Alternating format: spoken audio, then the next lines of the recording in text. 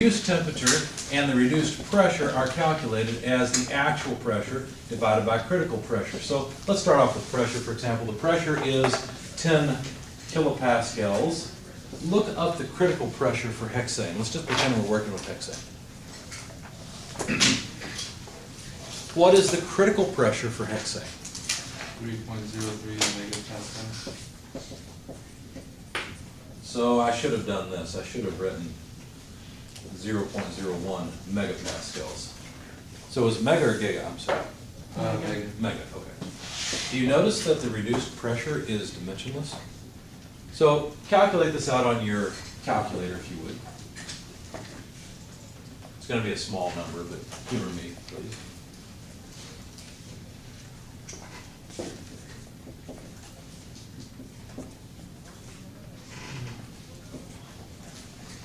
Two or three? Two. 2. 0.3 times 10 to the negative 2 or so? Yeah. Is that right? Okay. Is it 0.01? I got 0.3. Yeah, it's 0.01. 0.01. Here, I probably messed up. Just tell me what to write down. What is it? 0.0033.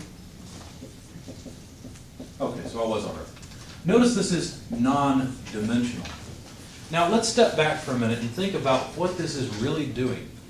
We are dividing the actual pressure of the hexane by the critical pressure of that hexane. What are we doing? We're measuring how close the pressure of the hexane is to the critical pressure. You do this as well. Say you're saving for a car. You want to buy yourself, I don't know, I went to the Corvette Museum recently, so let's say Corvette. You're going to get yourself a $60,000 Corvette. And you start saving for it. It's a nice thought, isn't it? We all just went into dreamland now. So $60,000 Corvette, and you've got $30,000 in the bank. That'd be a nice thought too, huh? Okay. So 30,000 divided by 60,000, you're halfway there. You just measured it by taking a ratio, right? That's all we're doing here. We're taking a ratio. This is where we're at. This is where the critical point's at. And so this is a ratio that indicates how close we are. If this ratio were 1, we'd be right on top of the critical point as far as pressure goes, right?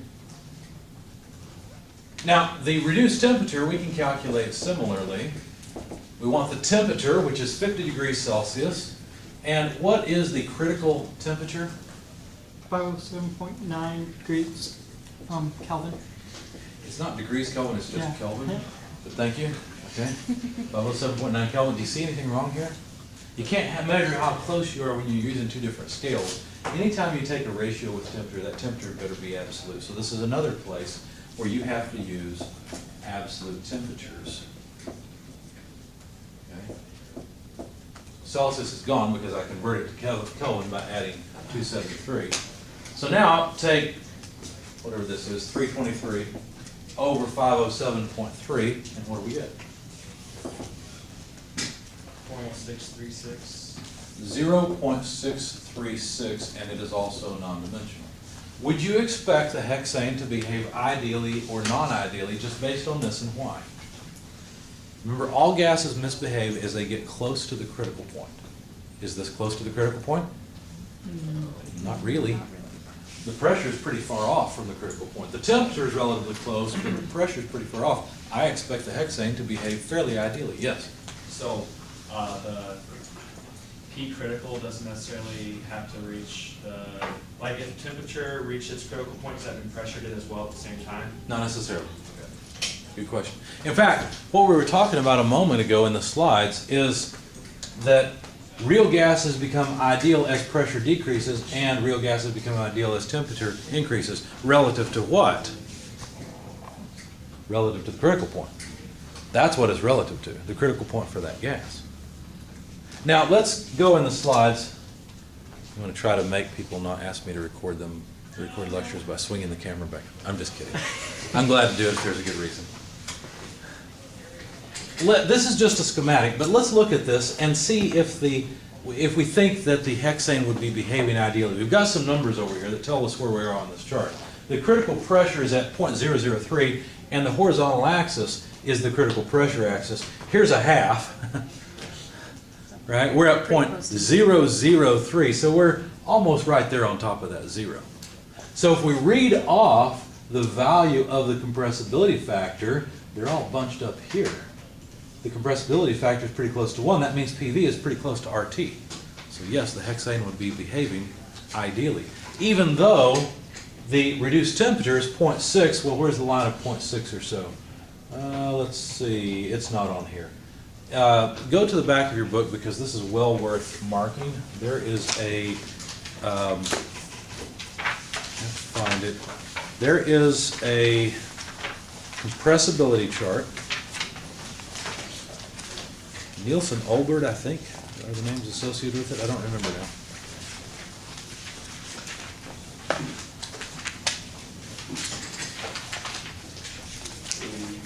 It's fun when you get a used book. I just passed a page where some student had written "new joke" at the top of the page.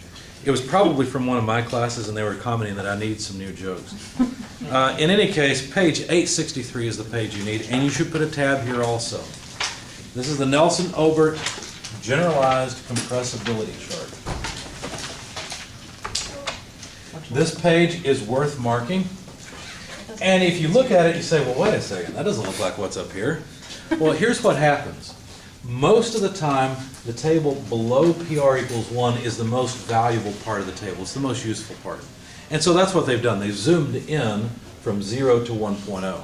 When you get to 320, we'll have another book that includes the entire table.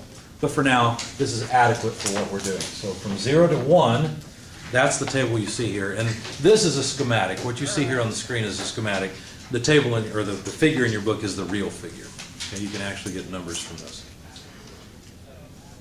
And to remind you how to calculate the reduced pressure and reduced temperature, you notice in the inset, they've got reduced temperature and reduced pressure equations listed there. They also have something called pseudo-reduced volume. What the heck is that? Well, the pseudo-reduced volume is what you use if you don't happen to have the pressure or, say, temperature. If you don't have one or the other, then you can use the pseudo-reduced volume to locate a particular point on the chart and read off the compressibility factor. That's the way this always goes. Let me warn you guys about something. Students will, on the first exam, I promise you, there's going to be a problem related to this. I always put one on. So you already know what one of the problems will be. Okay? What you will probably try to do, about half of you will try to do, is you will try, I'll give you a PV and T. And what you will do is you will try to compute the compressibility factor, or I'll give you pressure and temperature. What you will do is you will calculate the specific volume, and then you'll plug it back in as PV over RT to calculate Z. You know what you're going to get? 1. That's what you're going to get. Because if you've used PV equals RT to calculate V, and then you put PV over RT, well, PV is RT, you're going to get 1. Or you're going to get 0.99 something because of rounding off. Okay? And that's going to be your answer, and you're not going to get most of the points for that problem. Here's the way this works. You always calculate the reduced pressure and reduced temperature, or say reduced temperature and pseudo-reduced volume, or reduced pressure and pseudo-reduced volume. You find a point on the chart, and then you read off the compressibility factor. Z is something you will always read off this chart. It is not something you will calculate, because you then use Z to correct the ideal gas law and get a much more accurate measure of, say, specific volume or temperature or pressure. Yes? Why didn't they just put it as Z then instead of Z with the equaling the Because formula? just like these equations in the inset are to remind you how to use them, this reminds you how to use it. Okay. So what we're going to do is read off Z, but then we're going to set Z equal to PV over RT, where PV and T then are the real values, are pretty darn close to the real values, rather than ideal values. Yes? At the very bottom of the graph, like one of your animation that pops up if you progress it, Uh-huh. it says that at the same point, P critical equals, pressure equals the critical point and temperature equals the critical point in the same area. We'll get to that in just a moment. Yep, it's a good question. So here's the magic of this. Look at this data. I don't know if you guys know, but I'm working on my PhD slowly but surely. More slowly than surely right now. Okay. If I, as a PhD student, had come up with this chart, I'd have a couple of PhDs off this. You know why? Data never fits this beautifully. Look at this. We're looking at methane, ethylene, ethane, propane, butane, pentane, heptane. The fact that those behave similarly is not really a surprise. Those are organic chemicals. They're made out of carbon and hydrogen. But now we've got nitrogen, carbon dioxide, and water, and guess what? They're all following the Piper, if you will, right? They're all basically on top of these lines. This is a beautiful result. what it tells you is that something is fundamentally right about this. Measuring the distance, or the ratio of the distance of the state of the gas to its critical state is a very good indication of how much you will need to adjust the ideal gas law to get reasonable results from the ideal gas law. That's what this is doing. This is beautiful data. You say, well, it's not exactly on the line, it doesn't look like Excel. I don't care. This is very acceptable error, okay? This is wonderful data. So, despite the fact that we've got a polar molecule and many non-polar molecules, they're all doing the same thing. So this is absolutely unbelievable that we can do this. This is amazing, okay? So I'll show you how to use this in the context of an example problem. Notice something really important. When Z is 1, then the gas behavior is ideal. So at reduced pressures much less than 1, in other words, way over here on the left-hand side of the graph, everything behaves ideally. What is a PR much, much less than 1? That's what these two arrows mean, is much, much less than. What does it mean when PR is really, really small? That means the pressure is well below the critical pressure. Okay. Anytime the pressure is well below critical pressure, doesn't matter, the gas is going to behave ideally. Nothing else matters. On the other hand, excuse me, when the reduced temperature is more than 2, in other words, the temperature is at least twice the critical temperature, again, you have pretty much guaranteed ideal gas behavior regardless of the reduced pressure. Look, this line is all pretty close to 1. And 1 means a compressibility factor indicating ideal gas behavior. A compressibility factor of 1. Okay. So if PR is really small or TR is more than 2, so the temperature is twice the critical temperature less, at least, then you can expect ideal gas behavior. You can expect the worst behavior down here. Look, this is where Z is the farthest from 1. When the pressure is equal to the critical pressure and you know that because PR is equal to 1, right? So the pressure, which is pressure over critical pressure when that's 1, well, the pressure is the critical pressure, we're on this line. And when the temperature is equal to the critical temperature, well, that's this entire line because TR is equal to 1. That's when you expect the worst behavior. It's kind of like kids, your nephews or nieces or children if you have them. The worst behavior can be expected when the concentration of sugar is high in your bloodstream, right? That's the same thing that's going on here, okay? All right, property tables, did that answer your question, Mr. Harbison? Yeah. Okay. Property tables give us very easy pressure, volume, temperature relationships. We've already seen the saturated tables where one variable determines the state. So one temperature determines the pressure because we've got two phases present, and you can read off any other property you want, be it volume, energy, enthalpy, entropy. And then we've also seen tables that are superheated tables where you choose a pressure, choose a temperature, and you can read off anything you want. Okay? So this is a simple compressible system where the properties are determined by two other properties. As soon as two properties are fixed, all the others can be read off. These tables are easy pressure, volume, temperature relationships, as well as relationships that give us internal energy and enthalpy and entropy. Okay, so here's the actual Nelson-Olbert chart. There's one more thing I want to point out, but it's not easy to describe it, so I waited until now to describe it. If we have to use compressibility instead of a table, because tables are the easiest, right? You just go look up things. But if we have to use the ideal gas law and correct it because the gas is not behaving ideally, then you can see the lines of constant reduced temperature. Here's TR equals 1, TR equals 1.05, 1.1, and so on. And before we calculated a TR that was, what, 0.6 or so for the hexane?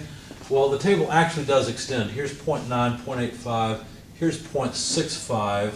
It's not a very long line, but there it is for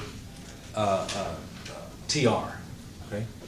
PR is still along the x-axis, but there are some other lines as well. So lines of constant PR are just vertical lines. Okay? PR is 0.4 here and here and here and here. Along this entire line, PR is equal to 0.4. But there's one more set of lines besides these lines and vertical lines that are on this chart. And these are these dashed lines. You see the dashed lines there? These are lines of VR, reduced volume, or pseudo-reduced volume, okay?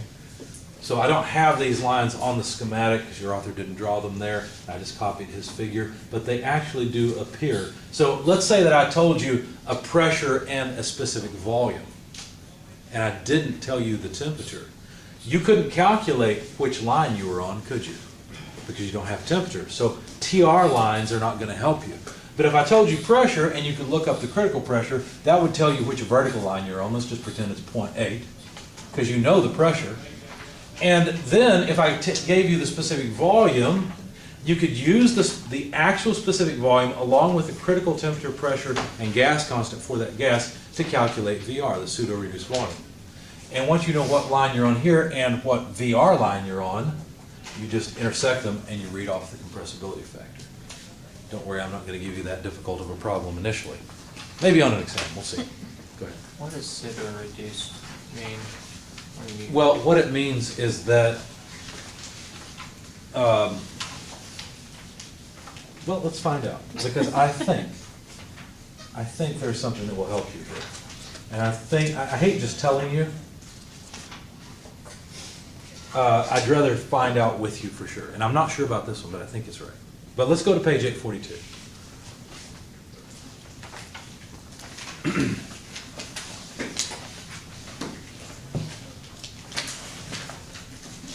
Notice from the ideal gas law that volume could be calculated, and we did it earlier, but volume could be calculated as RT over P.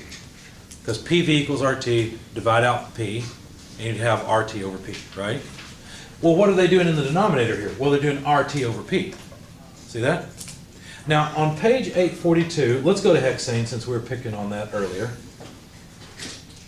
And let's calculate RT over P, and let's use the critical temperature and critical pressure. The gas constant's right there. You got R. You got temperature, you got pressure. So the only problem we're going to have, I'm going to have to swing this over one more time. I'm really not trying to make you sick, Mr. Frederick. He's the one that needs it. I'm just trying to explain things.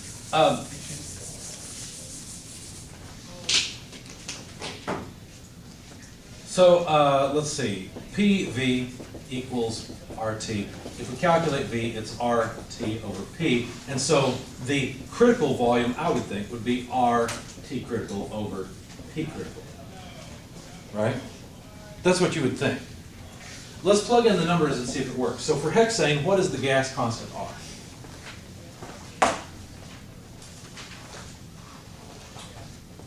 .09647. 0.09647, right? And that is kilojoules per kilogram per Kelvin. Kelvin. What is the critical temperature? 507.9 Kelvin. 507.9 Kelvin. And how about the critical pressure? 3.03. Now that's 3.03 megapascals. To make the units consistent, what I'm going to need is kilopascals. So I'm going to move the decimal place over twice, well 3 times actually, and write kilopascals. So 3,030 kilopascals. Now kilojoules are what again? Do you have it memorized? In terms of kilopascals? Kilopascal times cubic meter. Good. Kilopascal times a cubic meter. So that takes care of the kilopascals. The kelvins are gone. And we've got cubic meters per kilogram. So plug this into your calculator and tell me what we suspect the critical volume should be.